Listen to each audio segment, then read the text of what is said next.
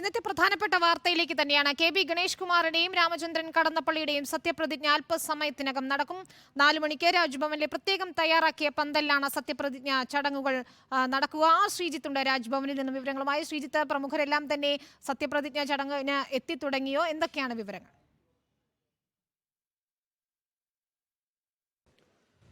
വിനിത, 4 മണിക്കാണ് സത്യപ്രതിജ്ഞാ ചടങ്ങ്. ഇപ്പോൾ പ്രധാനപ്പെട്ട ആളുകളെല്ലാം ഇവിടെ സത്യപ്രതിജ്ഞാ ചടങ്ങിലേക്ക് വന്നുകൊണ്ടിരിക്കുന്നതേ ഉള്ളൂ.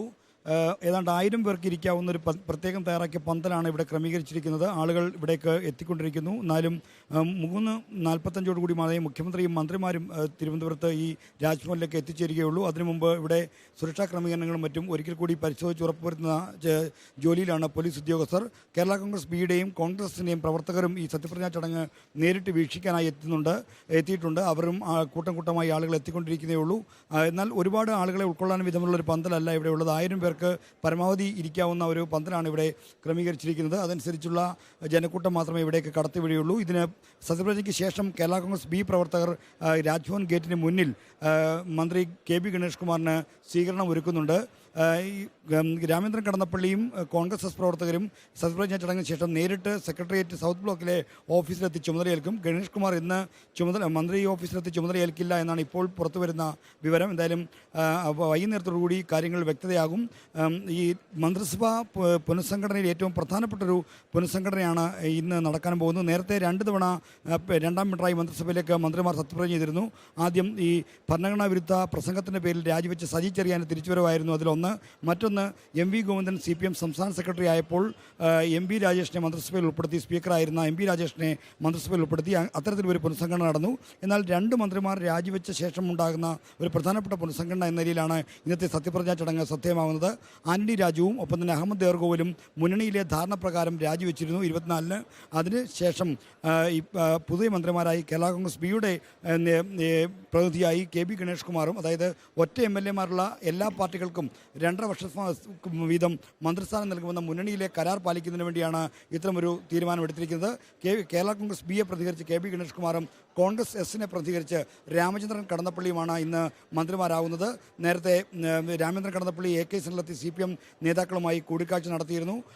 ഏതാണ്ട് 3:30 നിയുക്ത മന്ത്രിമാർ ഈ സത്യപ്രതിജ്ഞ നടക്കുന്ന രാജ്ഭവനിലെ പ്രത്യേകം തയ്യാറാക്കിയ പന്തലിലേക്ക് എത്തും. ഇപ്പോൾ ആളുകൾ വന്നുകൊണ്ടിരിക്കുകയാണ്. Chief secretary doctor V. Venu പങ്കെടുക്കില്ല എന്ന് ഉറപ്പായിട്ടുണ്ട്. അദ്ദേഹം ഈ ഔദ്യോഗിക തിരക്കുകളുമായി ബന്ധപ്പെട്ട് ഡൽഹിയിലാണ് എന്നാണ് ഇപ്പോൾ പൊതുഭരണ വകുപ്പ് അറിയിക്കുന്നത്. അദ്ദേഹത്തിന് പകരം അഡീഷണൽ ചീഫ് സെക്രട്ടറി ശാരദാ മുരളീധരനായിരിക്കും സത്യപ്രതിജ്ഞാ ചടങ്ങിൽ പങ്കെടുക്കുക. സത്യപ്രതിജ്ഞാ ചടങ്ങിൽ നിയുക്ത മന്ത്രിമാർ ഹാജരായി എന്ന വിവരം ഗവർണറെ അറിയിക്കുക എന്ന ചുമതലയാണ് ചീഫ് സെക്രട്ടറി അല്ലെങ്കിൽ ചീഫ് സെക്രട്ടറി പ്രതിനിധി നിർവഹിക്കേണ്ടത്. അത്തരത്തിലുള്ള ചുമതല നിർവഹിക്കുന്നത് ഇന്ന് അഡീഷണൽ ചീഫ് സെക്രട്ടറി ശാരദാ മുരളീധരനായിരിക്കും. ഏതാണ്ട് 15 മിനിറ്റ് മാത്രമായിരിക്കും സത്യപ്രതിജ്ഞാ ചടങ്ങുകളുടെ ദൈർഘ്യം. ഗവർണർ എത്തിയാൽ ദേശീയഗാനം മുഴങ്ങും. അതിനുശേഷം മന്ത്രിമാർ സത്യപ്രതിജ്ഞയ്ക്ക് എത്തി എന്ന വിവരം അഡീഷണൽ ചീഫ് സെക്രട്ടറി ഗവർണറെ അറിയിക്കും. തുടർന്ന് പുതിയ നിയുക്ത മന്ത്രിമാരെ ഓരോരുത്തരായി സത്യപ്രതിജ്ഞയ്ക്കായി ഗവർണർ ക്ഷണിക്കും. സത്യവാചകം ചൊല്ലിക്കൊടുക്കും. 2 തരത്തിലുള്ള സത്യപ്രതിജ്ഞയാണ് മന്ത്രിമാർ നിർവഹിക്കേണ്ടത്. ഒന്ന് മന്ത്രി എന്ന നിലയിലുള്ള സത്യപ്രതിജ്ഞയും മറ്റൊന്ന് ഓഫീസ് ഓഫ് സീക്രസി, അതായത് ഔദ്യോഗിക രഹസ്യം പാലിക്കുമെന്നതിനുള്ളൊരു പ്രതിജ്ഞ കൂടിയുണ്ട്. ഈ 2 പ്രതിജ്ഞയും ചേർത്തുള്ള പ്രതിജ്ഞയാണ് സത്യപ്രതിജ്ഞാ ചടങ്ങിൽ ആകെ നടക്കേണ്ടത്. 2 മന്ത്രിമാരുടെ ഈ സത്യപ്രതിജ്ഞാ ചടങ്ങുകൾ ഏതാണ്ട് 15 മിനിറ്റോളം നീണ്ടു നിൽക്കും. അതിനുശേഷം പുതിയ മന്ത്രിമാരെയും മറ്റു മന്ത്രിമാർക്കും ഗവർണർ രാജ്ഭവനിൽ ചായ സൽക്കാരം ഒരുക്കിയിട്ടുണ്ട്. ഇത് സാധാരണ നടപടിക്രമമാണ്. സർക്കാരും ഗവർണറും തമ്മിലുള്ള ബന്ധം തീർത്തും വഷളായ സാഹചര്യത്തിലാണ് ഇത്തവണത്തെ സത്യപ്രതിജ്ഞാ ചടങ്ങുകൾ നടക്കുന്നത്. അതുകൊണ്ട് തന്നെ ഗവർണറും മുഖ്യമന്ത്രിയും ഒരുമിച്ചൊരു വേദിയിലെത്തുമ്പോൾ വളരെ രാഷ്ട്രീയ കൗതുകത്തോടുകൂടി ഉറ്റുനോക്കുന്ന ഒരു മുഹൂർത്തമാണ് അത്.